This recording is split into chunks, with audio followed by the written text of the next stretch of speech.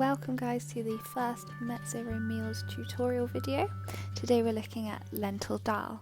So first of all, if you take your onion and just chop the top and the bottom off, then peel off the skin around the outside.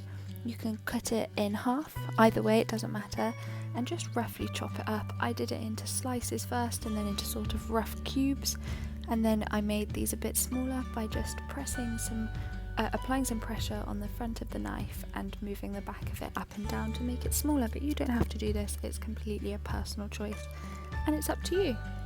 I then moved on to a garlic bulb, which I cut the two ends off, the top and the tail, and then pressed down onto the back of the knife to release the skin, peeled that off and chopped it into smaller pieces. I do the garlic quite small so it can go further and put more flavour into the oil, but you can chop it as roughly or as thickly as you like. It really does not matter in this meal, so don't overthink it. I like to use the bridge hold, which is putting your fingers either side of whatever it is you're chopping to keep them nicely out the way of the knife.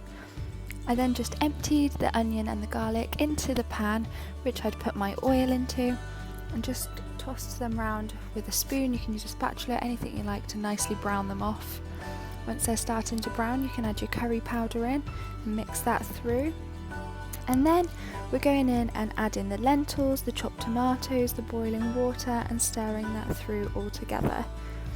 I left that to simmer for 20 minutes by turning the hob to the lowest setting, and whilst that was simmering I slowly added the water, cold water, to my flour mix to make our dough for our flatbreads. I then rolled this continually with my hand until it became a sort of smooth dough.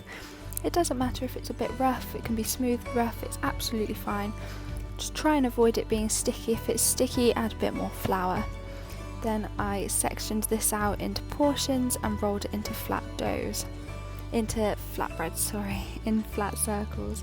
Whilst I was doing that, I added my coconut milk into the lentil dal and stirred that through and left that for another 5 minutes.